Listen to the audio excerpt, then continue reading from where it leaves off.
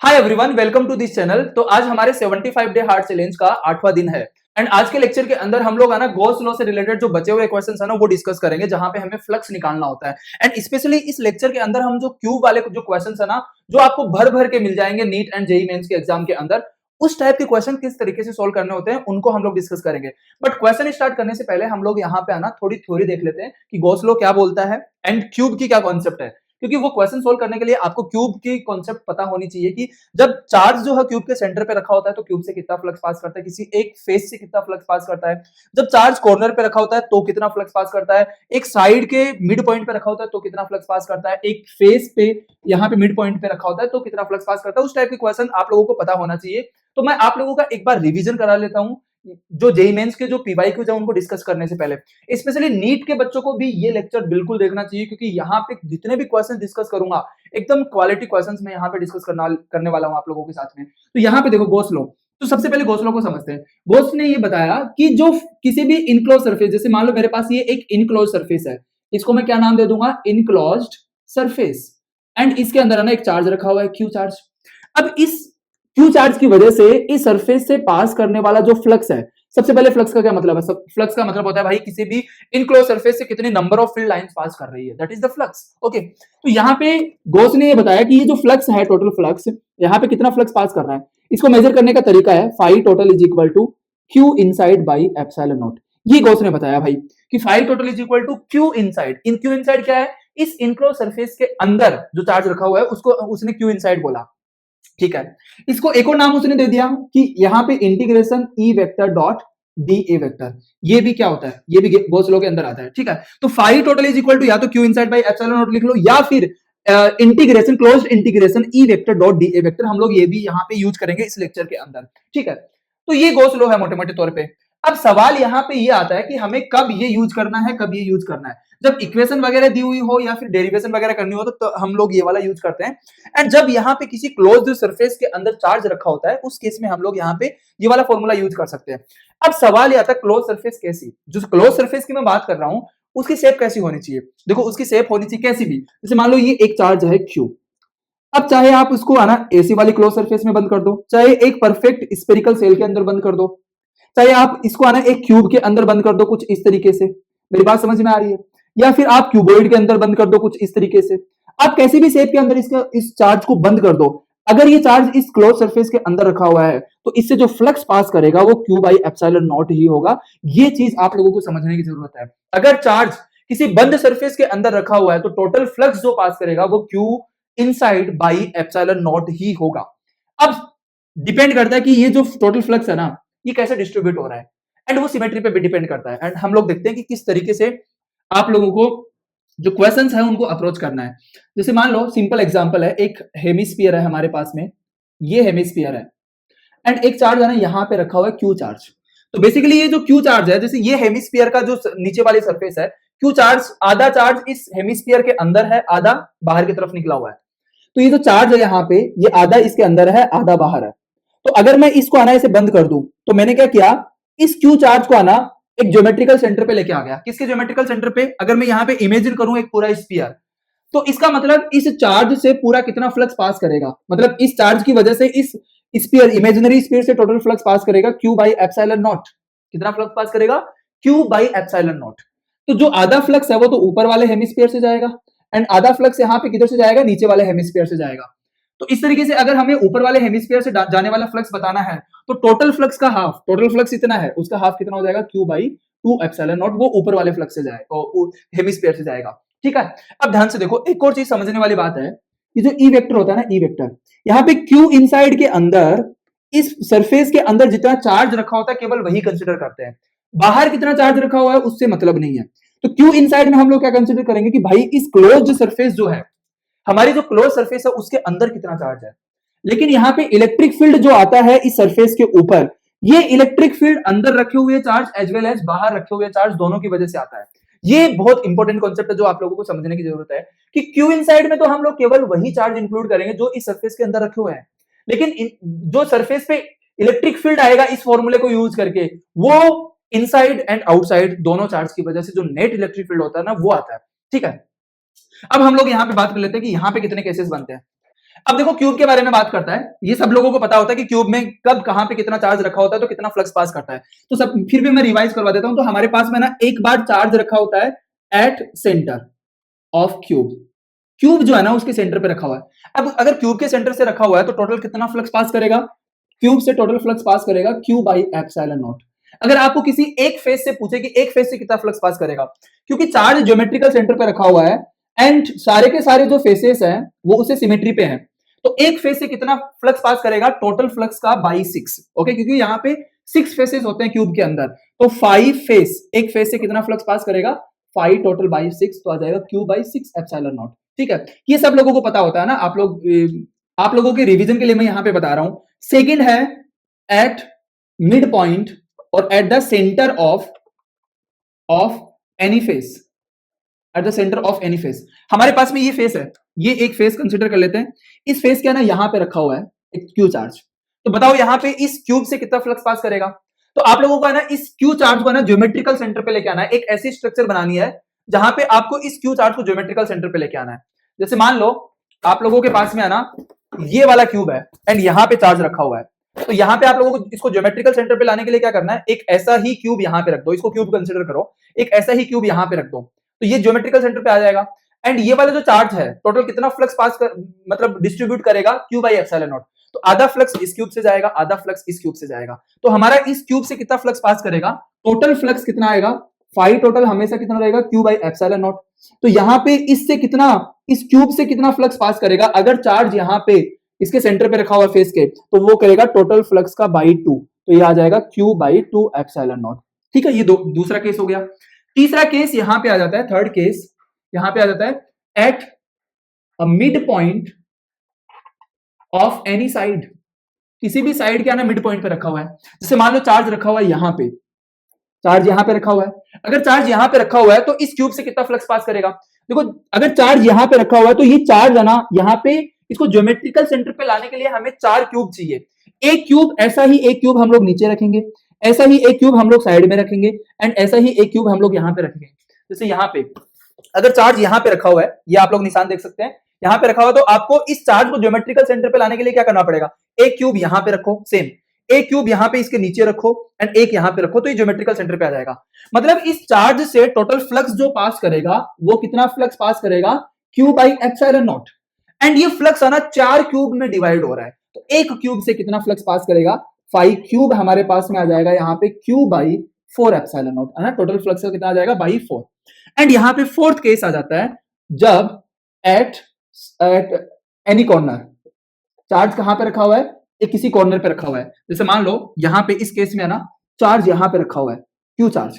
तो आप लोगों को पता है कि जब ये क्यू चार्ज है ना यहाँ पे कॉर्नर पे रखा होता है, तो हमें आना 8 क्यूब चाहिए होते हैं इस क्यू चार्ज को ज्योमेट्रिकल सेंटर पे लाने के लिए। जैसे मैं आप लोगों को एक्सप्लेन करता हूं, जैसे मान लो कि चार्ज रखा हुआ है यहाँ पे, तो अब आप लोगों को क्या करना है? इसको ज्योमेट्रिकल सेंटर पे लाना है, तो एक क्यूब आप लोग यहाँ पे रखोगे, एक यहां पे नीचे रखोगे, एक यहां पे रखोगे, है ना, एक यहां पे रखोगे। फिर उसके बाद में एक क्यूब आप लोग यहां पे रखोगे, एक यहां पे रखोगे, एक यहां पे, एक यहां पे। इस तरीके से आप लोगों को आना कितने क्यूब चाहिए? टोटल 8 क्यूब चाहिए आप लोगों को, तब जाके ये चार्ज है ना ज्योमेट्रिकल सेंटर पे आता है। लेकिन चार्ज तो कितना टोटल फ्लक्स डिस्ट्रीब्यूट करेगा?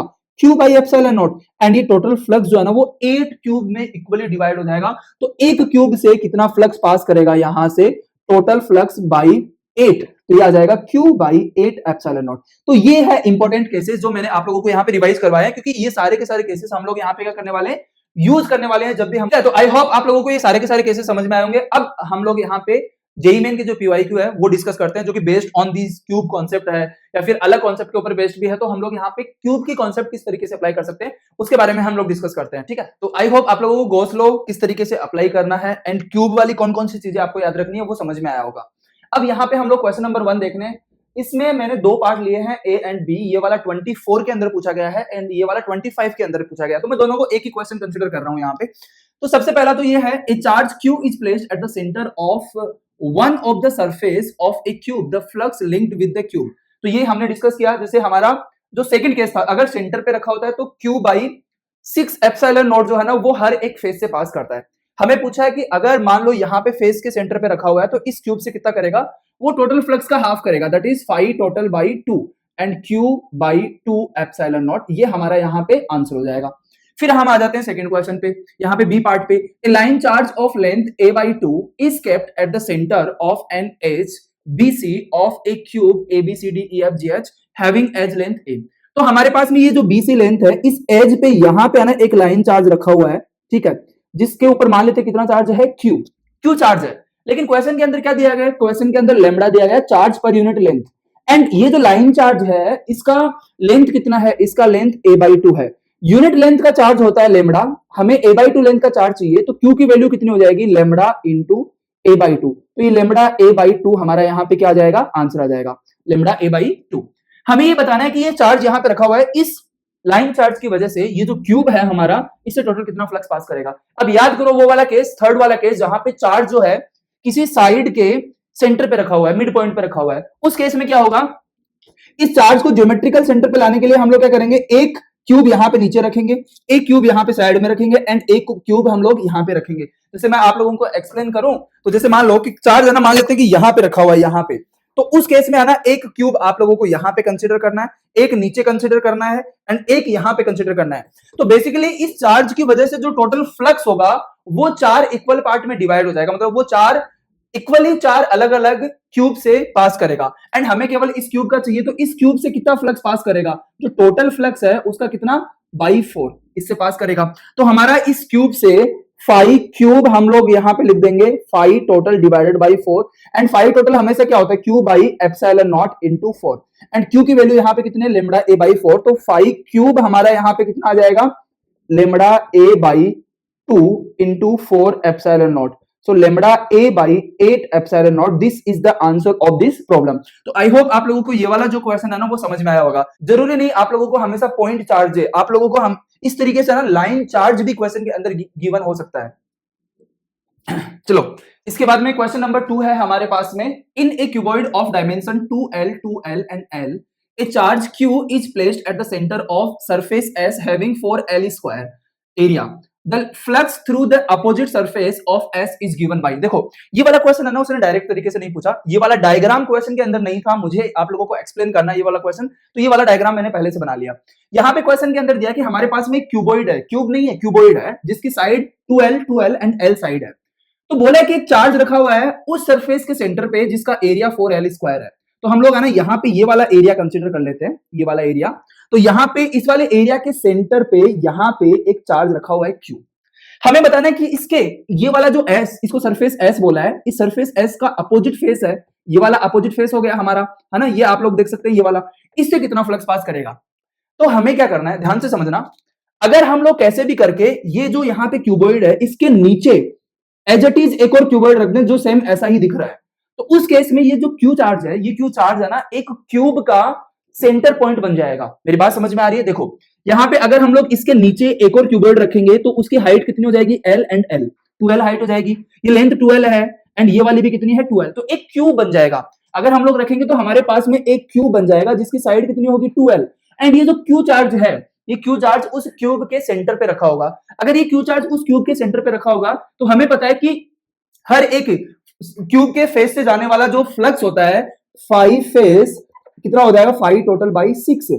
एंड मेरी बात ध्यान से सुनो, ये वाला जो यहाँ पे अगर हम लोग एक क्यूब रखेंगे कुछ इस तरीके से, आप लोगों को समझ में आ रहा होगा, कुछ इस तरीके से क्यूब रखेंगे तो देखो ये सेंटर पॉइंट बन गया। तो ये वाला जो है ना, ये वाला फेस जो इसके अपोजिट फेस है, ये इस क्यूब का एक फेस बन गया। मेरी बात समझ में आ गई? अगर ये एक फेस बन गया तो इससे जो फ्लक्स जाएगा वो 5 टोटल डिवाइडेड बाई कितना जाएगा, 6। एंड हमें पता है कि 5 टोटल यहाँ पे कितना हो जाएगा, क्यू बाई एप्सिलॉन नॉट, तो उससे कितना जाएगा 5 फेस, उस फेस से जाएगा Q by 6 epsilon naught. Okay, ये हमारे पास में आ जाएगा आंसर, सिंपल। ठीक है, तो क्वेश्चन थोड़ा सा ना अलग लैंग्वेज के साथ में पूछता है लेकिन कॉन्सेप्ट वही रहती है। एनटीए का बस यही मेन चीज है। नीट के अंदर भी इस टाइप का क्वेश्चन जो है ना वो जरूर पूछा जा सकता है। चलो अब इसके बाद में है क्वेश्चन नंबर 3 जो कि 2021 के अंदर पूछा गया है। ये वाला क्वेश्चन है ना, इसमें कैलकुलेशन बिल्कुल भी नहीं है, आप लोगों को है ना यहाँ पे थोड़ा सा इमेजिन करना है। ठीक है, जैसे हम लोग ऐसे केस की बात कर चुके हैं जब एक क्यूब के कॉर्नर पे अगर चार्ज रखा होता है तो इस क्यूब से कितना फ्लक्स पास करता है वो हमें पता करता है क्यू बाई 8 एप्सिलॉन नॉट, मतलब टोटल फ्लक्स का बाई 8 है ना, 5 टोटल बाई 8 ये पास करता है इस क्यूब से। क्योंकि अगर हमें सिमेट्री बनानी है तो हम लोग एक क्यूब नीचे रखेंगे, एक साइड में रखेंगे, एक यहां पे रखेंगे, तो फ्रंट में हमारे पास में 4 क्यूब हो जाएंगे अभी ये आना, अब ये साइड पॉइंट बन गया, तो हमें इसको आना ज्योमेट्रिकल सेंटर पे लेके आना है। तो जैसा स्ट्रक्चर हमने चार क्यूब का यहाँ पे बनाया, ऐसा ही हम लोग पीछे की तरफ रखेंगे, इसकी तरफ, तब जाके ये जो क्यू है ना वो ज्योमेट्रिकल सेंटर बनेगा। बट ध्यान से देखना इधर, a charge Q is placed at one corner of a cube as shown in the figure, the flux of electrostatic field E through the shaded area. ये जो शेडेड एरिया आप लोगों को दिख रहा है, इससे हमें फ्लक्स बताना है, फ्लक्स कितना पास करेगा। सबसे पहली बात ध्यान से देखना, ये वाला जो पोर्शन है ना, ये वाला, ये एक जो है ना हमारे पास में फेस, उसका एरिया है। अगर मैं इतने एरिया की बात करूं, ध्यान से समझना, बहुत इंपॉर्टेंट है, ये पूरा एरिया है। क्या मैं इसको दो पार्ट में डिवाइड कर सकता हूं ऐसे? ओके, एक पार्ट ये हो गया, एक पार्ट ये हो गया। तो यहां पे आना, एक पार्ट ये, एक पार्ट ये दोनों एरिया मिलके क्या टोटल इस फेस का एरिया बना देंगे। तो हमें एक चीज तो समझ में आ गई, अगर हम लोग एक फेस से जाने वाला फ्लक्स निकाल लें, वही फ्लक्स इन दोनों फेस से का जो टोटल फ्लक्स होगा, जो इन दोनों फेस से पास करेगा, उसका एडिशन होगा। मेरी बात समझ में आ गई? अब ध्यान से समझना, बहुत इंपॉर्टेंट चीज। सबसे पहली बात मैं आप लोगों को समझाता हूं, जैसे हमारे यहाँ पे कॉर्नर पे आना, कहां पे गया कॉर्नर, यहां पे चार्ज रखा हुआ है। ओके, कुछ इस तरीके से यहां पे चार्ज रखा हुआ है। तो हम लोग क्या करेंगे, एक क्यूब हम लोग इधर रखेंगे, एक नीचे रखेंगे एंड एक यहां पे रखेंगे। हमें इस चार्ज को ज्योमेट्रिकल सेंटर पे लेके आना है। किस पे लेके आना है? ज्योमेट्रिकल सेंटर पे। तो अब हमने ये जो एक क्यूब, दो क्यूब, तीन क्यूब, चार क्यूब, इससे एक हमारा स्ट्रक्चर बनाया। लेकिन अभी ये चार्ज क्या है, इस जो ये स्ट्रक्चर क्यूबॉइड टाइप बना, उसका ये साइड फेस है।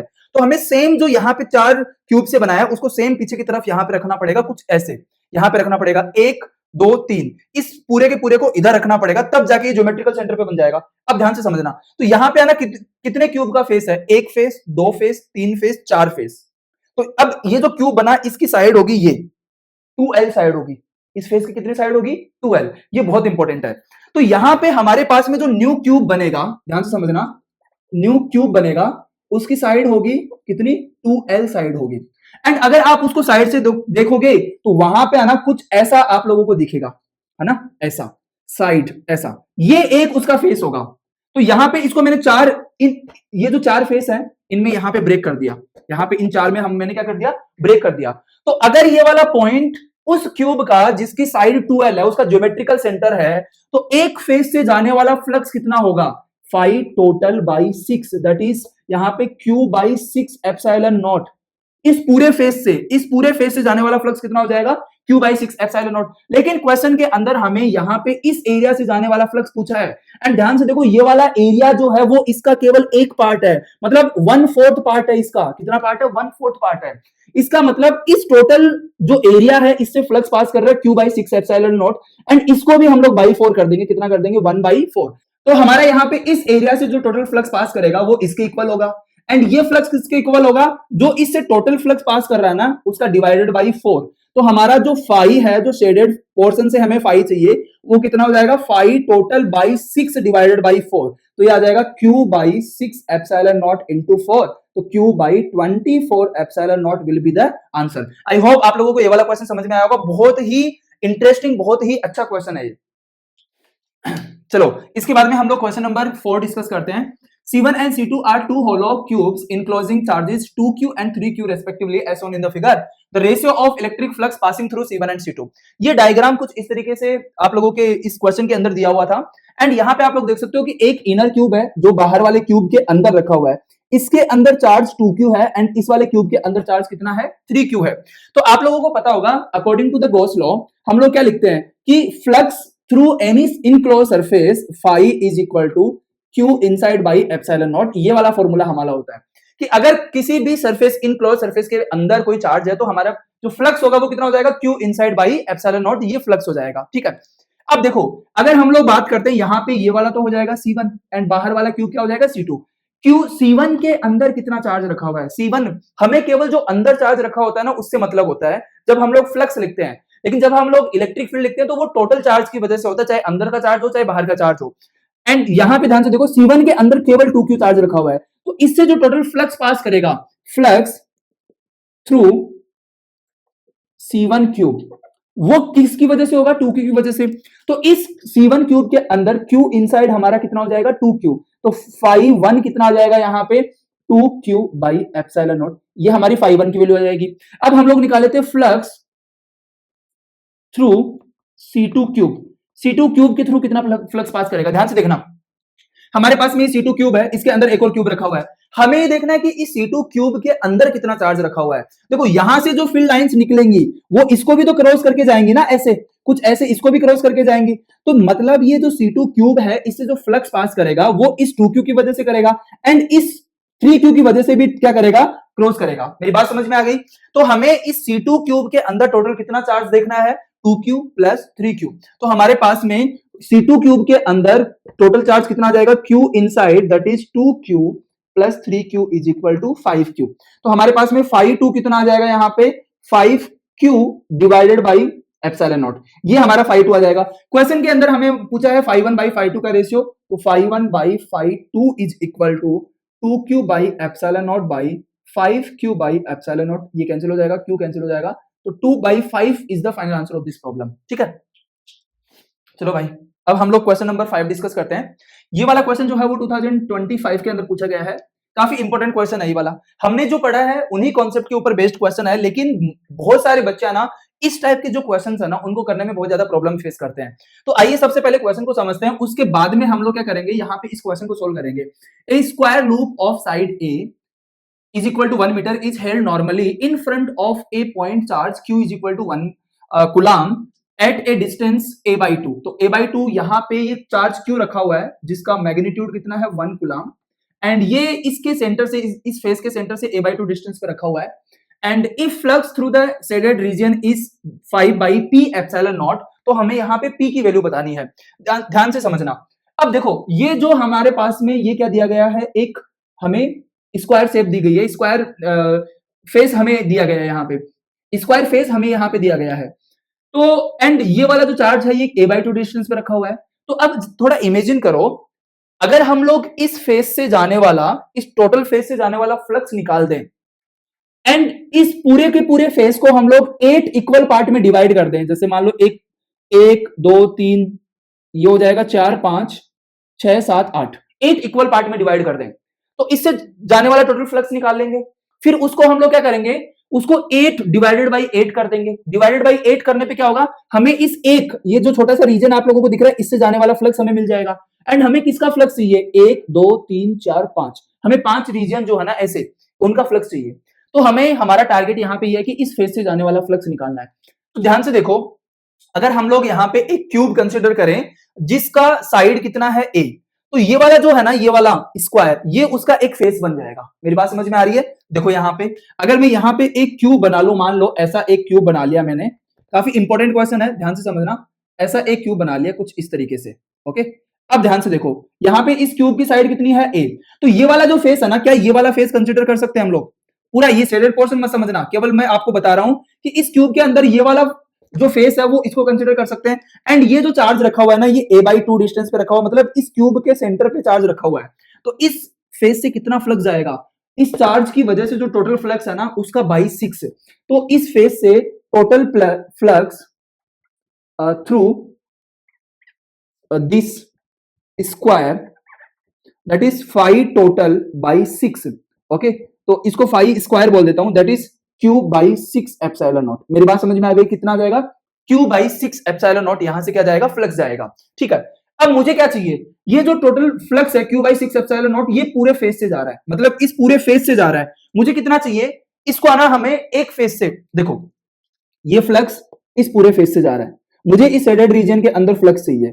तो क्या मैं इस पूरे फ्लक्स को 8 इक्वल पार्ट में डिवाइड कर सकता हूं? बिल्कुल कर सकता हूं। तो मुझे कितने पार्ट का चाहिए, 1 2 3 4 5, मुझे 5 पार्ट का फ्लक्स चाहिए। तो सबसे पहली बात तो इस फ्लक्स को हम लोग डिवाइड कर देंगे 8 इक्वल पार्ट में। तो एक पार्ट से कितना जाएगा, Q by 6 epsilon naught by 8। And हमें कितने पार्ट का चाहिए, 5 पार्ट का चाहिए। मतलब ये एक पार्ट हो गया, ये 2 हो गया, ये 3 हो गया, ये 4 हो गया, ये 5 हो गया। तो टोटल फ्लक्स कितना आ जाएगा, 5Q by 48 epsilon not. I hope आप लोगों को ये वाला क्वेश्चन जो है ना समझ में आया होगा। तो अगर इसको आप लोग इससे कंपेयर करोगे तो P की वैल्यू यहां से आ जाएगी 48, okay. And this is the right answer of this question. काफी इंपॉर्टेंट क्वेश्चन है, क्योंकि बच्चे समझ ही नहीं पाते कि इस टाइप का क्वेश्चन जब एग्जाम में आता है तो आप लोग किस तरीके से उसको सोल्व कर सकते हैं। चलो इसके बाद में क्वेश्चन नंबर 6 डिस्कस करते हैं हम लोग। ये 2024 में पूछा गया है, एंड ये इस टाइप का क्वेश्चंस और भी किसी ईयर में पूछा गया है, मुझे याद नहीं है, लेकिन ये वाली कॉन्सेप्ट है ना बहुत इंपॉर्टेंट है, 2-3 बार इस टाइप का क्वेश्चन है ना एग्जाम में पूछा गया, आप लोगों को बहुत इजीली मिल जाएगा। एंड नीट के अंदर भी है ना इस टाइप के क्वेश्चंस जो है पूछे जा सकते हैं, तो ध्यान से देखना इधर। यहाँ पे क्वेश्चन में क्या दिया गया है, an electric field E is equal to 2x I cap. Okay, ये हमें दिया, मतलब इलेक्ट्रिक फील्ड जो है वो x डायरेक्शन के अलोंग है, आई कैप के अलोंग है, एंड ये वाली डायरेक्शन हमारी कौन सी है, आई कैप डायरेक्शन है। चलो, इलेक्ट्रिक फील्ड तो इस डायरेक्शन में है, एंड यहां पे क्या दिया गया है, exist in space a cube of side 2 metre is placed in space as per the figure given below. What is the electric flux through this cube. हमें इस क्यूब के थ्रू टोटल इलेक्ट्रिक फ्लक्स बताना है। देखो सबसे पहले है ना, इलेक्ट्रिक फ्लक्स क्या होता है, फाई इज इक्वल टू होता है E A cos theta. Okay, phi is equal to क्या होता है, ई ए कॉस थीटा, या फिर फाई इज इक्वल टू आप लोग लिख सकते हो integration E D A vector dot D ए। तो यहां पे देखो ये जो ई वेक्टर है ना, ये ई वेक्टर यहाँ पे वेरिएबल वेक्टर है, इसको वेक्टर फॉर्म में लिख देते हैं, ये वेरिएबल है, ये एक्स के साथ वेरी कर रहा है। अगर हम लोग देखें यहाँ पे एक्स इज इक्वल टू 0 है, तो यहाँ पे ई की वैल्यू 0 है क्योंकि एक्स की वैल्यू 0 पुट करोगे। यहाँ पे एक्स इज इक्वल टू 2 है, तो यहाँ पे ई की वैल्यू कितनी है, यहाँ पे ई की वैल्यू हम लोग कितनी है, 2 इंटू 2 कितनी हो जाएगी, 4 आई कैप, इस वाली डायरेक्शन में।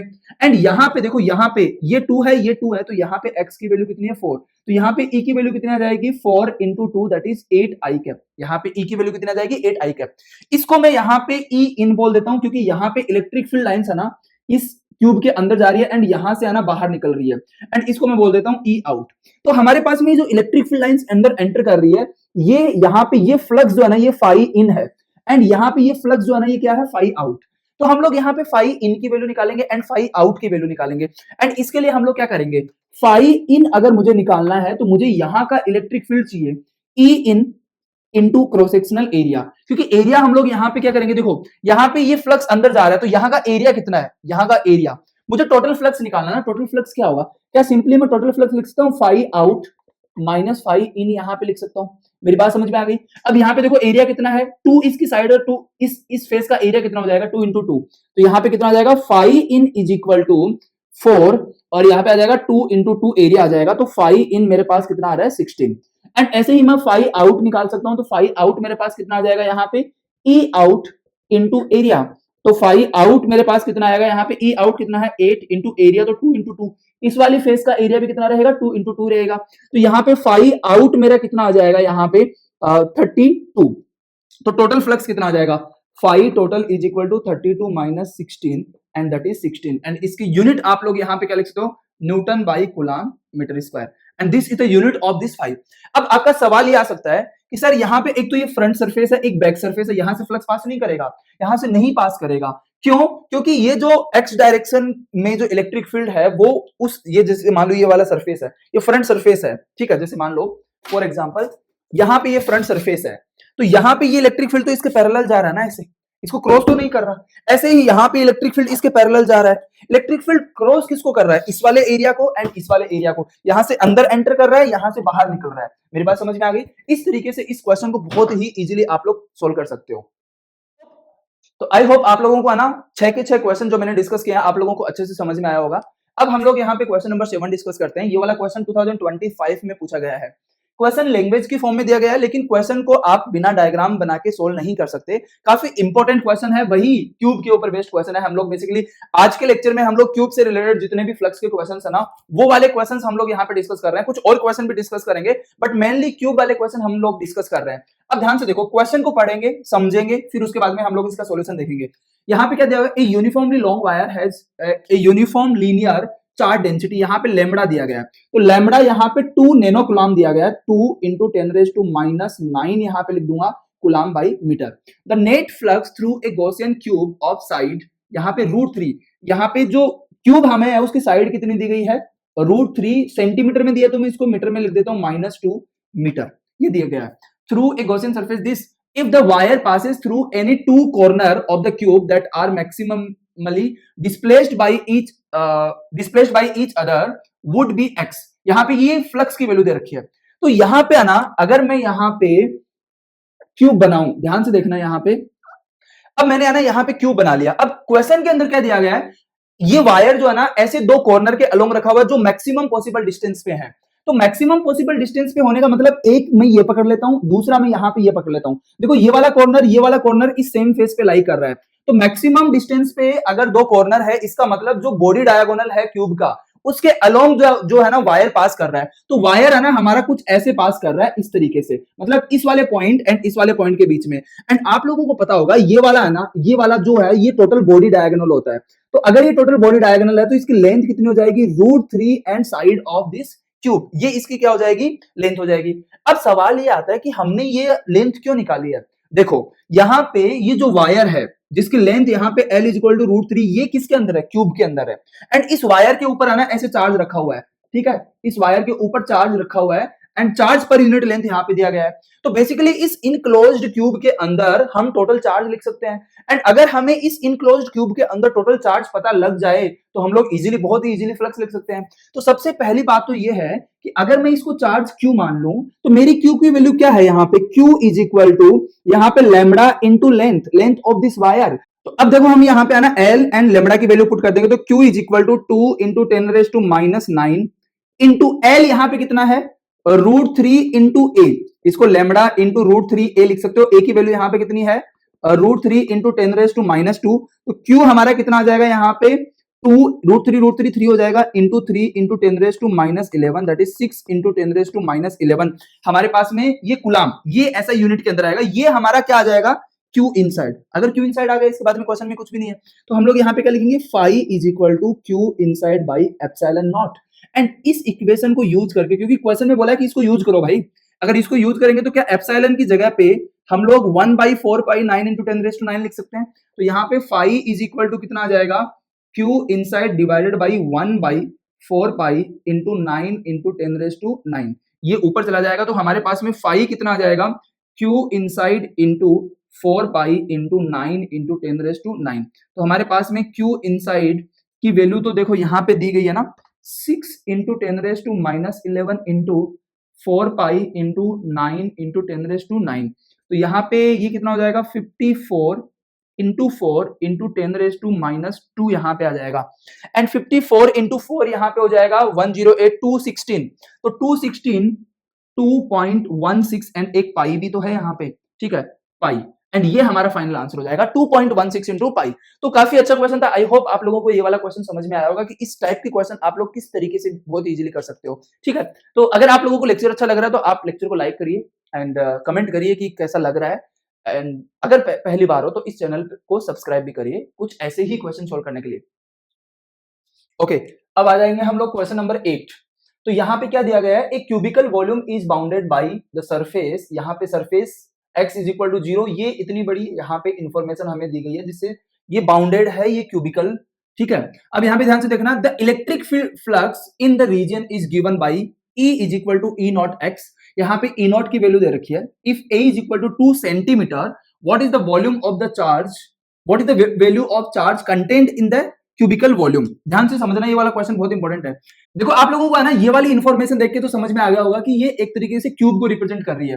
तो अगर हम लोग यहाँ पे क्यूब बनाए, ध्यान से देखना, तो मैंने यहाँ पे है ना क्यूब बना लिया आप लोगों को समझाने के लिए। देखो यहाँ पे z की वैल्यू कितनी है, z की वैल्यू a है, एंड यहाँ पे z की वैल्यू 0 है। यहाँ पे x की वैल्यू कितनी है, a है, एंड यहाँ पे y की वैल्यू कितनी है, y की वैल्यू a है, एंड यहाँ पे x and y and z तीनों के तीनों यहाँ पे क्या है, 0। तो ये एक हमारे पास में बाउंडेड सिस्टम बन गया। अब क्वेश्चन के अंदर क्या बोल रहा है कि ये हमारे पास में एक क्यूबिकल बॉडी है या एक क्यूब है, एंड यहाँ पे इस रीजन के अंदर इलेक्ट्रिक फील्ड इस इक्वेशन को फॉलो कर रहा है, E is equal to E naught x। E naught की वैल्यू अगर पुट करेंगे तो 4 into 10⁻4 into x I cap, इस वाले जो इक्वेशन है ना उसको फॉलो कर रहा है। ये यहाँ पे आई कैप है इलेक्ट्रिक फील्ड। इसका मतलब यहाँ पे आई कैप से पता चल रहा है कि इलेक्ट्रिक फील्ड x डायरेक्शन के अंदर है। चलो भाई, इलेक्ट्रिक फील्ड इस वाले डायरेक्शन के अंदर है कुछ इस तरीके से। अगर इलेक्ट्रिक फील्ड इस वाले डायरेक्शन में है लेकिन उसकी वैल्यू x पे डिपेंड कर रही है, तो x की वैल्यू 0, मतलब यहाँ पे इस वाले फेस के ऊपर, इस वाले फेस के ऊपर x 0 होगा तो इलेक्ट्रिक फील्ड कितना आएगा, 0। एंड यहाँ पे इस वाले फेस के ऊपर यहाँ पे x की वैल्यू कितनी है, 2 सेंटीमीटर, a की वैल्यू यहाँ पे सेंटीमीटर में है तो 2 सेंटीमीटर, तो हमारा इलेक्ट्रिक फील्ड कितना आ जाएगा, 4 इंटू 10⁻, यहाँ पे कितना आएगा, 4 इंटू 2 इंटू 10⁻²। तो यहाँ पे इलेक्ट्रिक फील्ड की वैल्यू आ जाएगी 8 इंटू 10⁻²। इस वाले फेस के ऊपर इलेक्ट्रिक फील्ड की वैल्यू आ जाएगी। अब सवाल यह है कि यहाँ पे इलेक्ट्रिक फील्ड जो है वो केवल x डायरेक्शन के अंदर है, z डायरेक्शन में कोई इलेक्ट्रिक फील्ड नहीं है, y डायरेक्शन में कोई इलेक्ट्रिक फील्ड नहीं है। तो यहाँ पे इस वाला जो फेस है, ये वाला जो फेस है एंड ये वाला फेस है, यहाँ पे कोई भी फ्लक्स पास नहीं करेगा। ऐसे यहाँ पे जो फ्रंट एंड बैक फेस है, यहाँ से भी कोई फ्लक्स पास नहीं करेगा। जिससे मैं आप लोगों को समझाऊं, तो यहाँ पे ये है, तो इलेक्ट्रिक फील्ड है ना, ऐसे है, तो फ्लक्स कहां से पास करेगा? इस वाले फेस से एंड इस वाले फेस से। यहां से कोई फ्लक्स पास नहीं करेगा, यहां से कोई फ्लक्स पास नहीं करेगा, यहां से एंड नीचे से कोई फ्लक्स पास नहीं करेगा। मेरी बात समझ में आ गई? तो हमें किससे मतलब है? अगर मुझे इसमें क्या निकालना है? चार्ज की वैल्यू। हाँ, इसके अंदर चार्ज की वैल्यू कितनी है वो निकालनी है। तो देखो, अगर मैं इससे जाने वाला फ्लक्स निकाल लेता हूं, टोटल फ्लक्स जो होता है मुझे पता है Q inside by epsilon naught. तो अगर मान लेते हैं कि इसके अंदर Q इनसाइड चार्ज है, तो Q inside is equal to कितना आ जाएगा? Phi total epsilon naught. तो मुझे यहाँ पे फाई टोटल बताना है। एंड फाई टोटल क्या होगा? क्योंकि इन दो जो फेसेस हैं, इनके अंदर से इलेक्ट्रिक फील्ड पास कर रहा है, तो यहां पे आ जाएगा फाई इन एंड ये आ जाएगा हमारे पास में फाई आउट। एंड इन दोनों का जो है phi total is equal to phi out minus phi in. तो फाई इन तो जीरो है। फाई इन क्यों जीरो है? क्योंकि इस वाले फेस पे इलेक्ट्रिक फील्ड कितना है? जीरो। तो अब हम लोग फाई आउट निकाल लेंगे, जो कि हमारा फाई टोटल हो जाएगा। वो कितना हो जाएगा?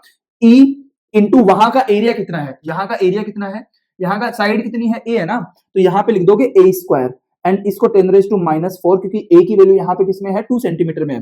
तो यहाँ पे phi total is equal to, अच्छा बाद में लगा देंगे, ई की वैल्यू कितनी आ जाएगी यहाँ पे? 8 इंटू 10⁻², ठीक है।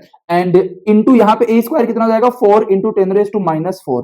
तो यहाँ पे फाई टोटल जो आएगा वो कुछ ऐसा आएगा हमारे पास में 32 एंड इंटू 10⁻⁻, यहाँ पे कितना आ जाएगा? 2। ये हमारे फाई टोटल की वैल्यू आ जाएगी। अब हमें यहाँ पे Q इनसाइड चाहिए, तो Q इनसाइड क्या आ जाएगा? Q inside is equal to 32 into 10⁻² and epsilon naught की वैल्यू हम लोग ऑलमोस्ट क्या लिख सकते हैं? 9 इंटू 10⁻12। तो यहाँ पे कितना आ जाएगा? 9 इंटू 10⁻12। तो Q inside is equal to 288 into 10⁻14 coulomb. ये हमारे पास में चार्ज आ जाएगा। काफी इंपॉर्टेंट क्वेश्चन है ना? ये वाली कॉन्सेप्ट बहुत इंपॉर्टेंट है। तो आप लोग देख रहे हो कि क्यूब वाला जो कॉन्सेप्ट है उसके ऊपर कितने सारे क्वेश्चंस पूछे जाते हैं। कभी जो है एग्जामिनर वो इलेक्ट्रिक फील्ड कांस्टेंट के साथ में क्वेश्चन पूछता है, कभी इलेक्ट्रिक फील्ड वेरिएबल के साथ में क्वेश्चन पूछता है। तो काफी अच्छे क्वेश्चंस हैं, आप लोगों को इस टाइप के क्वेश्चन जो है ना वो करना आना चाहिए। चलो अब हमारे सामने क्वेश्चन नंबर 9 है एंड ये वाला क्वेश्चन है ना, ये बहुत इंपॉर्टेंट क्वेश्चन है। अगर आप लोग इस टाइप का क्वेश्चन सोल्व कर ले रहे हैं तो आपको ना जेईई मेन अप्रैल अटेम्प्ट के अंदर 99 परसेंटाइल एंड अबोव बनाने से कोई नहीं रोक सकता। ये क्वेश्चन जो है ना बहुत इंपॉर्टेंट कॉन्सेप्ट के ऊपर बेस्ड क्वेश्चन है। जेईई एडवांस लेवल की तैयारी है आपकी, अगर आप इस टाइप का क्वेश्चन सोल्व कर ले रहे हैं। मेरी बात समझ में आ रही है आप लोगों को? अगर आप इस टाइप का क्वेश्चन सोल्व कर ले रहे हैं तो नीट के अंदर अगर 2025 वाला जैसा पेपर आ भी गया ना, आप बिल्कुल पैनिक नहीं करोगे, क्योंकि ये वाला क्वेश्चन जो है ना बहुत इंपॉर्टेंट कॉन्सेप्ट के ऊपर बेस्ड क्वेश्चन है। तो आइए हम लोग यहाँ पे देखते हैं इस क्वेश्चन को हम लोग बहुत ही इजीली किस तरीके से सोल्व कर सकते हैं। सबसे पहले हम लोग यहाँ पे क्वेश्चन को समझेंगे, उसके बाद में हम लोग इसका सॉल्यूशन देखेंगे। क्वेश्चन में हमें क्या दिया गया है? As shown in the figure a cuboid lies in a region with electric field. अब यहाँ पे ध्यान से देखो, इलेक्ट्रिक फील्ड की इक्वेशन हमें दी गई है ई वेक्टर, ये वेक्टर फॉर्म में यहाँ पे 2x² i cap minus 4y j cap and plus 6k cap and ये ऐसा यूनिट यहाँ पे दी गई है। The magnitude of charge with in the cuboid is, ये चार्ज का मैग्नीट्यूड है एंड हमें यहाँ पे n की वैल्यू फाइंड आउट करनी है। बहुत इंपॉर्टेंट क्वेश्चन है। तो यहाँ पे ना हमें चार्ज निकालना है कि इसके अंदर कितना चार्ज होगा। तो सबसे पहले हमें क्या करना पड़ेगा, इस जो हमारे पास क्यूबॉइड है, इस क्यूबॉइड से जाने वाला पूरा फ्लक्स निकालना पड़ेगा। अगर हमें टोटल फ्लक्स पता है तो बाई गॉस लॉ हमें पता है, अगर हम लोग कैसे भी करके फ्लक्स निकाल लेते हैं तो गॉस लॉ से हमें पता है ना कि phi total is equal to Q inside by epsilon naught. तो हमारे पास में क्यू इनसाइड की जो वैल्यू आ जाएगी वो कितनी आ जाएगी? Phi total epsilon naught. So सीधी सी बात है भाई साहब, मुझे क्यू इनसाइड निकालने के लिए मुझे चाहिए फाई टोटल, मुझे फाई टोटल निकालना है। मेरी बात समझ में आ गई? अब देखो यहां पे फर्क क्या है? फर्क ये है कि यहां पे इलेक्ट्रिक फील्ड जो है वो एक्स डायरेक्शन में भी वेरी कर रहा है, वाई डायरेक्शन में भी वेरी कर रहा है, लेकिन जेड डायरेक्शन में इलेक्ट्रिक फील्ड यहाँ पे क्या है? कांस्टेंट। ऊपर से आप लोगों को एक्सिस भी कुछ ऐसे दे दी, तो ये तो थोड़ी यार गड़बड़ वाली बात हो गई। एक्सिस जनरली हमारे ये एक्स एक्सिस होती है, ये वाई एक्सिस होती है, ये जेड एक्सिस होती है। यहाँ पे इसने ये वाई दे दी, ये जेड दे दी, ये इधर हमारी एक्स दे दी। तो अब कैसे सोल्व किया जाए? सवाल ये है, अब ध्यान से समझना। तो अगर मुझे यहाँ पे टोटल फ्लक्स निकालना है इससे जाने वाला, तो मैं एक्स डायरेक्शन की अलग चर्चा करूंगा, मैं वाई डायरेक्शन की अलग चर्चा करूंगा, मैं जेड डायरेक्शन की अलग चर्चा करूंगा। ध्यान से देखना, यहाँ पे ये वाली साइड कितनी है? ये वाली लेंथ यहाँ पे 2 मीटर है, ये टोटल लेंथ कितनी है? 2 मीटर है। एंड यहाँ पे ये वाली लेंथ कितनी है? ध्यान से देखना, ये वाली लेंथ ये 1 मीटर हो जाएगी। एंड यहाँ पे ये वाली लेंथ हमारी कितनी आ जाएगी? यहाँ पे ये 3 मीटर हमारी लेंथ आ जाएगी। अब ध्यान से देखना, अगर x डायरेक्शन में ये x एक्सिस, सॉरी इधर तो y एक्सिस हो गया ना हमारा, इधर कौन सा होगा, ई वाई होगा, इधर इधर की तरफ कौन सा होगा हमारा, इस वाले डायरेक्शन में ऐसे होगा हमारा ई एक्स होगा, एंड इस तरीके से कौन सा होगा हमारा, यहाँ पे इस तरीके से यहाँ पे क्या होगा, ई जेड हमारा हो जाएगा। मेरी बात समझ में आ गई। तो यहाँ पे क्वेश्चन के अकॉर्डिंग मुझे ई एक्स दिया गया है 2x², मुझे ई वाई दिया गया है -4y, एंड मुझे यहाँ पे ई जेड दिया गया है 6। मेरी बात समझ में आ गई।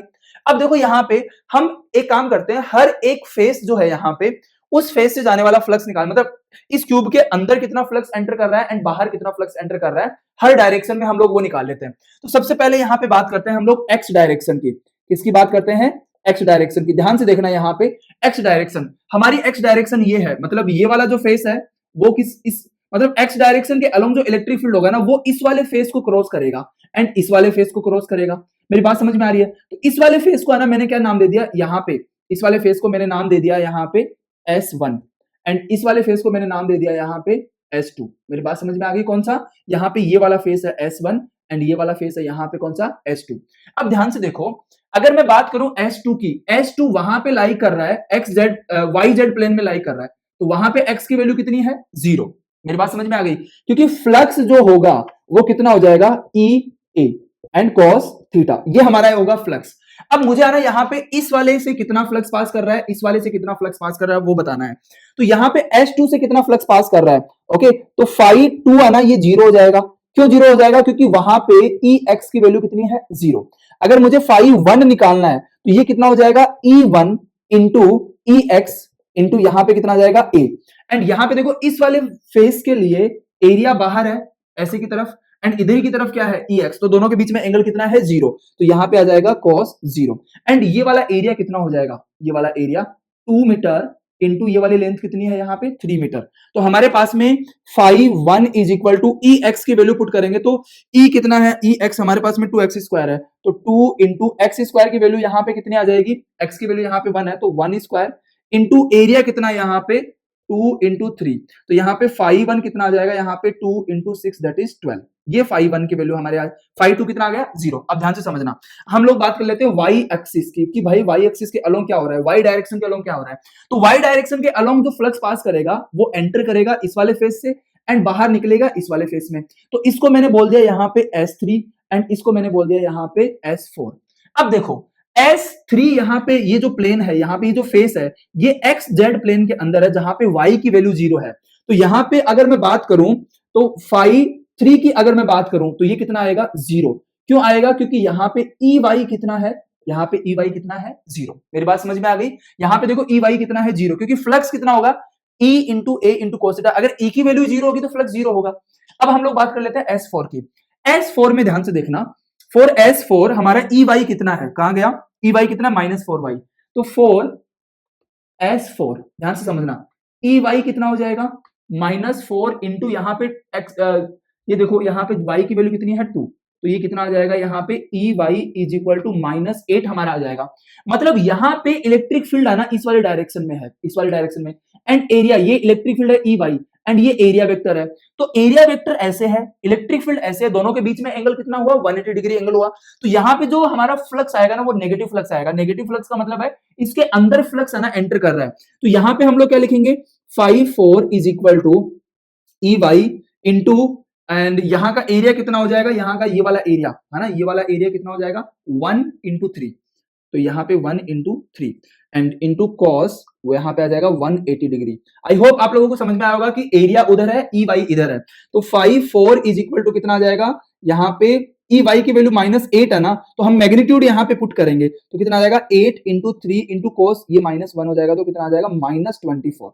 ये कितना आ जाएगा, -24। ऐसा ही यूनिट आप लोग यहाँ पे कंसिडर कर सकते हैं। अब हम लोग आ जाते हैं जेड डायरेक्शन के अलोंग, हमें फ्लक्स निकालना है कि जेड डायरेक्शन के अलोंग क्या होगा। अब देखो जेड डायरेक्शन के अलोंग अगर मैं बात करूं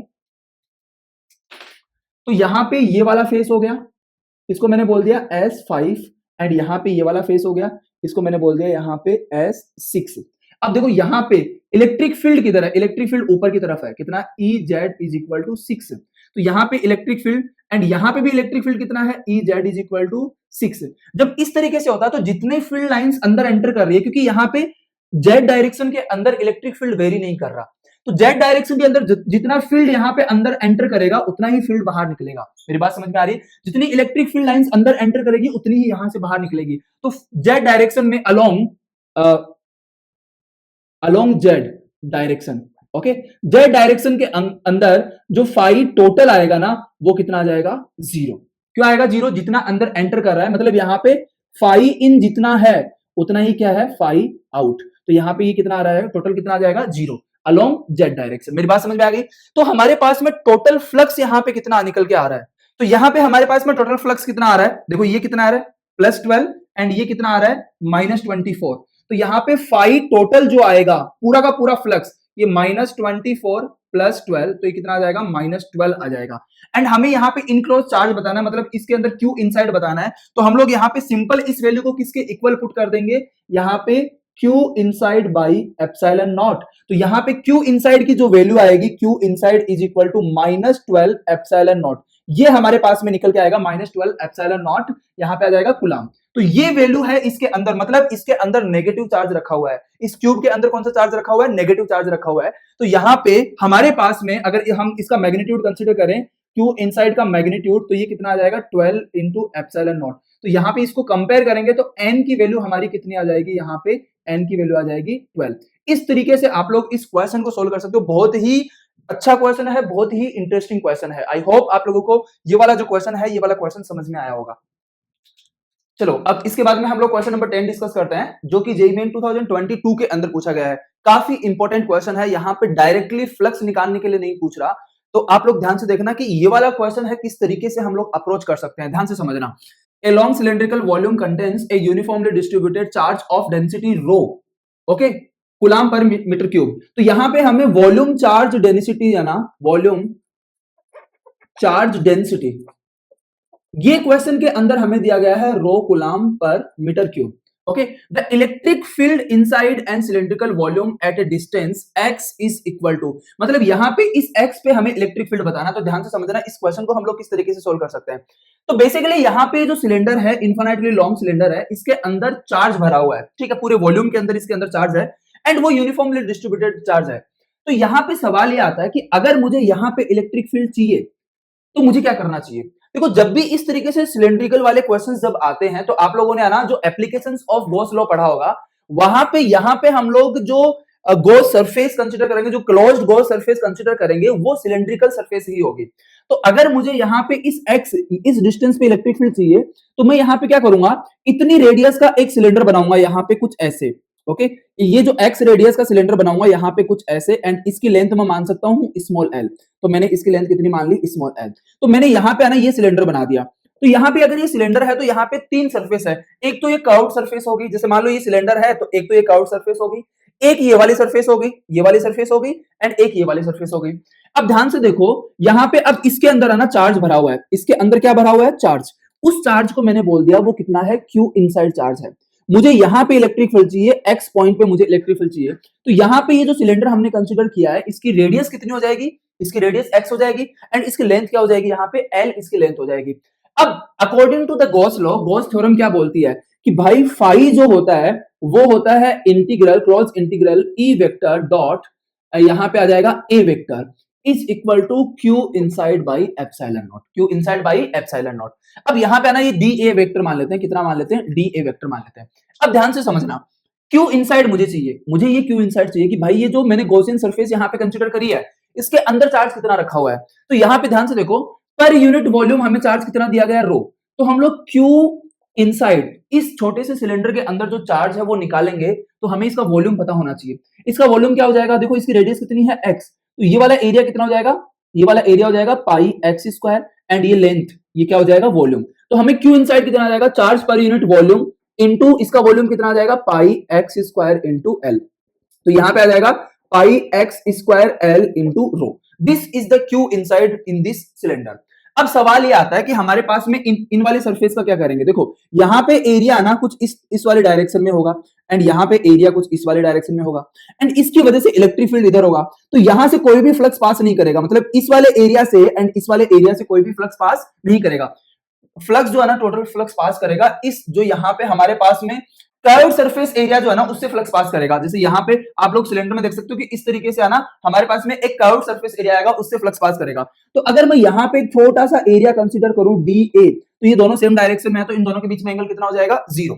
तो हम लोग यहाँ पे क्या लिखेंगे? Close integration EDA cos 0 degree is equal to Q inside by epsilon naught.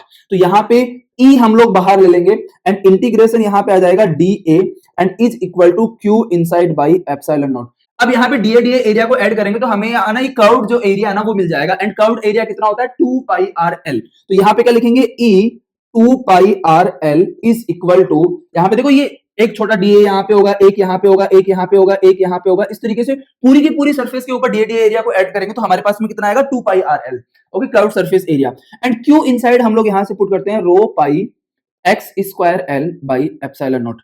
अब देखो यहाँ पे पाई से पाई गया, एक L से L गया, एंड R की वैल्यू यहाँ पे कितने हैं? R की वैल्यू है यहाँ पे x, तो मैं यहाँ पे x पुट कर दूंगा, एक x से एक x कैंसिल हो जाएगा, तो मेरे पास में यहाँ पे E इज इक्वल टू कितना आ जाएगा? ये 2E इज इक्वल टू, यहाँ पे 2E बचेगा and is equal to rho x by epsilon naught, and यहाँ पे E is equal to E is equal to rho x by epsilon naught, and x की वैल्यू अगर मैं यहाँ पे पुट करूं तो कितनी आ जाएगी? 2 एप्सिलॉन नॉट बाई रो। तो यहाँ पे 2 से 2 कैंसिल हो जाएगा, रो से रो, एप्सिलॉन नॉट से एप्सिलॉन नॉट, तो E की वैल्यू यहाँ पे कितनी आ रही है? 1 Newton by coulomb. And this is the final answer of this problem. Okay, तो अब इसके बाद में हमारे पास क्वेश्चन नंबर 11 है जो कि 2021 में पूछा गया है। तो यहाँ पे क्वेश्चन नंबर 11 को हम लोग देखते हैं। A thin infinite charge sheet and infinite line charge of respective charge density plus sigma and plus lambda placed parallel at 5 meter distance from each other. Point P and Q are 2 points which are at these two distances, perpendicular distance from line charge towards sheet charge respectively. Okay, और हमें यहाँ पे EP by EQ की value बतानी है, मतलब P point and Q point पे electric field बताना है। तो सबसे पहले तो यहाँ पे क्वेश्चन यही दिया गया था, हम लोग इसका डायग्राम बनाते हैं। तो यहाँ पे सबसे पहले हम लोग लाइन चार्ज बनाएंगे, लाइन चार्ज जिसके ऊपर चार्ज यहाँ पे क्या है? पॉजिटिव चार्ज है कुछ इस तरीके से। ओके, एंड ये इनफाइनाइट चार्ज है, ये क्या है? इनफाइनाइट लाइन चार्ज है। अब इससे आना 5 मीटर की डिस्टेंस पे हमारे पास में एक इनफाइनाइट यहाँ पे चार्ज शीट रखी हुई है। ओके, एंड ये वाली चार्ज शीट यहाँ पे रखी हुई है कुछ इस तरीके से। इसकी चार्ज डेंसिटी, ये इनफाइनाइट चार्ज शीट है तो ये कुछ इस तरीके से जा रही है इनफाइनाइट, एंड इसकी चार्ज डेंसिटी यहाँ पे कितनी है? सिग्मा, एंड यहाँ पे चार्ज डेंसिटी कितनी है? लैम्बडा। क्वेश्चन के अंदर ये बोला गया है कि इस लाइन चार्ज से इस वाले डिस्टेंस एंड इस वाले डिस्टेंस पे 2 पॉइंट है P एंड Q। तो देखो ये वाले डिस्टेंस कम है, ये वाले डिस्टेंस ज्यादा है, तो यहाँ पे पॉइंट P जो है, पॉइंट P यहाँ पे हमारे पास में पॉइंट P है एंड यहाँ पे हमारे पास में पॉइंट क्या है? Q, एंड इन दोनों के बीच की डिस्टेंस कितनी है? 5 मीटर। मेरी बात समझ में आ गई? ठीक है, distance from line charge towards sheet, तो हमें यहाँ पे P point and Q point पे इलेक्ट्रिक फील्ड बताना है कि इलेक्ट्रिक फील्ड कितना होगा। ध्यान से समझना इस वाले क्वेश्चन को। तो यहाँ पे आना इस पॉइंट पे इलेक्ट्रिक फील्ड बताना है, इस पॉइंट पे इलेक्ट्रिक फील्ड बताना है, दोनों का रेशियो हमें फाइंड आउट करना है। चलो अच्छी बात है। यहाँ पे सिग्मा एंड लैम्बडा के अंदर रिलेशन दिया गया है, उनके मैग्नीट्यूड में बेसिकली ये वाला रिलेशन है, तो हमें ये वाला रिलेशन यूज करना है।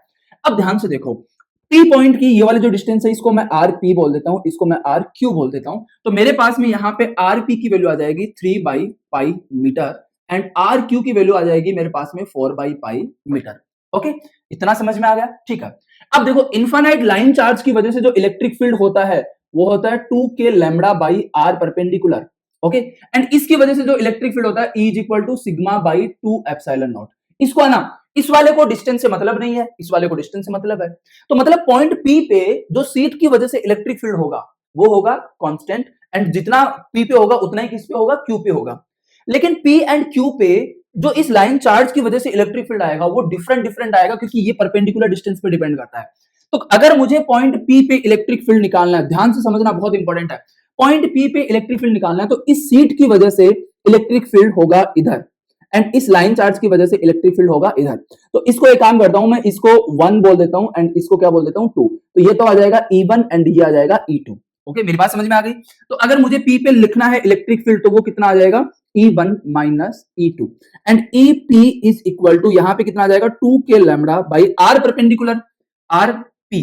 R परपेंडिकुलर कितना है? RP माइनस यहाँ पे कितना आ जाएगा? E2। इसकी वजह से तो इलेक्ट्रिक फील्ड कितना हो जाएगा? Sigma by 2 epsilon naught. Okay, अब ध्यान से समझना है यहाँ पे EP is equal to 2 lambda divided by K को क्या लिख सकता हूँ? 4 pi epsilon naught into RP की वैल्यू यहाँ पे कितनी दी गई है? 3 बाई पाई। पाई से पाई कैंसिल हो जाएगा, minus sigma by 2 epsilon not.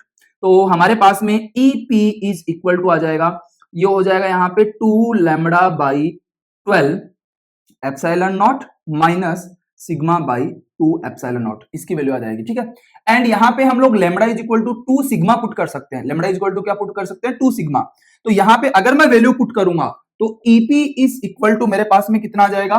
2 into 2 sigma divided by 12 epsilon naught minus sigma by 2 epsilon not मेरे पास में आएगा। ठीक है, अब ध्यान से देखो यहाँ पे ये 4 है ना, ये इससे 3 टाइम्स कैंसिल हो जाएगा। तो यहाँ पे हमारे पास में कितना आएगा?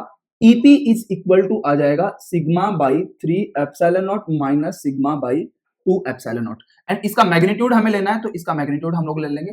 एंड फाइनली यहाँ पे आप लोग 6 एप्सिलॉन नॉट यहाँ पे एलसीएम ले सकते हो, तो आप लोगों के पास में आ जाएगा sigma by 6 epsilon naught and ये आ जाएगा मैग्नीट्यूड। ओके, अब हम लोग EQ की वैल्यू निकाल लेते हैं। EQ हमारे पास में कितना आ जाएगा? EQ इस Q पॉइंट पे इसकी वजह से इलेक्ट्रिक फील्ड होगा इधर E1 एंड इसकी वजह से इलेक्ट्रिक फील्ड होगा इधर E2, क्योंकि पॉजिटिव चार्ज है एंड पॉजिटिव चार्ज की वजह से इलेक्ट्रिक फील्ड है ना दूर की तरफ होता है। तो यहाँ पे हम लोग क्या लिख देंगे? E1 माइनस E2, ये हमारे पास में आ जाएगा। तो यहाँ पे EQ इज इक्वल टू कितना आ जाएगा? 2k lambda by R, 2k lambda by R Q, and R Q की वैल्यू यहाँ पे कितनी है? 4 बाई पाई माइनस ये कितना आ जाएगा? Sigma by 2 epsilon naught. इसकी वैल्यू तो सिग्मा बाई 2 एप्सिलॉन नॉट रहेगी, क्योंकि इस सीट की वजह से जो इलेक्ट्रिक फील्ड होता है वो डिस्टेंस पे डिपेंड नहीं करता। अब ध्यान से देखो k की वैल्यू पुट करेंगे तो हमारे पास में क्या आएगा? 2 lambda by 4 pi epsilon not into 4 by pi and minus sigma by 2 epsilon naught. Pi से पाई कैंसिल हो जाएगा, यहाँ पे एक 2 कैंसिल हो जाएगा।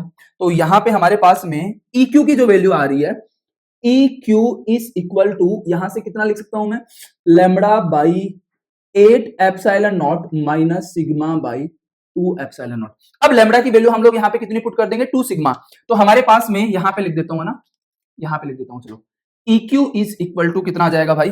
2 sigma by 8 epsilon naught minus sigma by 2 epsilon not. ये इससे 4 टाइम कैंसिल हो जाएगा एंड यहां से EQ का जो मैग्नीट्यूड आएगा, इनको माइनस करोगे तो sigma by 4 epsilon not, this is the magnitude of EQ।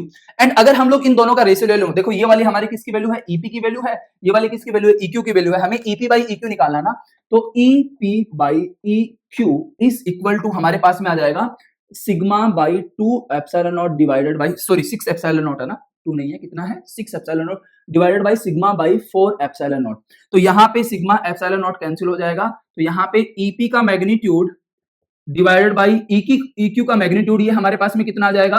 2/3 and this is the final answer of this problem. तो आई होप आप लोगों को ये वाला क्वेश्चन समझ में आया होगा। बहुत इंपॉर्टेंट क्वेश्चन है, मतलब ये कॉन्सेप्चुअली बहुत स्ट्रॉन्ग क्वेश्चंस माने जाते हैं। तो इस टाइप के क्वेश्चन जब आप लोग प्रैक्टिस करके जाएंगे एग्जाम में, आप बिल्कुल भी नहीं डरेंगे, आप बहुत ही इजीली क्वेश्चन पेपर को आना एग्जाम में आप डील कर पाएंगे। ओके,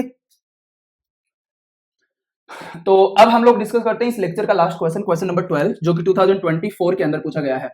काफी इजी क्वेश्चन, इस टाइप का क्वेश्चन मैं आप लोगों के साथ में ऑलरेडी डिस्कस कर चुका हूं, लेकिन यहाँ पे ये वाला क्वेश्चन भी डिस्कस कर लेते हैं। ध्यान से समझना, यहाँ पे क्वेश्चन में क्या दिया गया? 3 infinite long charge thin sheets. यहाँ पे ये इनको इनफाइनाइट शीट समझनी है एंड हमें पता है कि इनफाइनाइट शीट की वजह से जो इलेक्ट्रिक फील्ड होता है किसी पॉइंट पे, वो होता है sigma by 2 epsilon naught.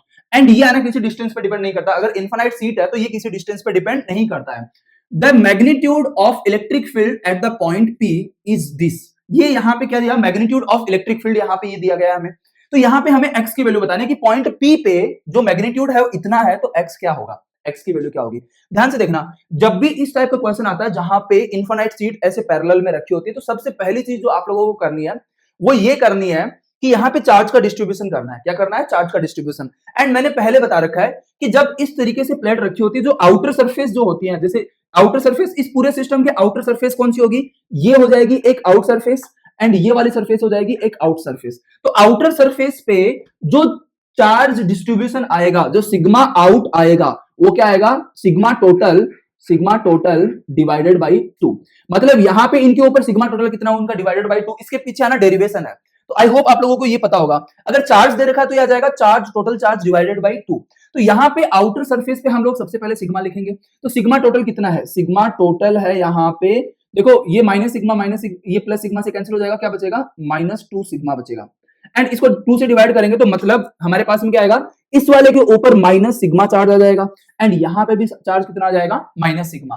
Okay, अब ध्यान से देखो, इसके ऊपर इस वाली सरफेस पे माइनस सिग्मा चार्ज आ गया, टोटल चार्ज माइनस सिग्मा है, तो यहाँ पे चार्ज कितना बचा, जीरो। यहाँ पे देखो तो यहाँ पे भी जीरो होगा, अगर यहाँ पे जीरो है तो यहाँ पे भी जीरो होगा। इसके ऊपर टोटल चार्ज कितना है, माइनस टू सिग्मा, तो यहाँ पे कितना आ जाएगा, माइनस टू सिग्मा, क्योंकि इस वाले सरफेस पे जीरो चार्ज होगा, तो बाकी बचा हुआ जो चार्ज डिस्ट्रीब्यूशन है वो इस पे आ जाएगा। अब ध्यान से देखो, यहाँ पे माइनस टू सिग्मा है तो यहाँ पे प्लस टू सिग्मा होगा।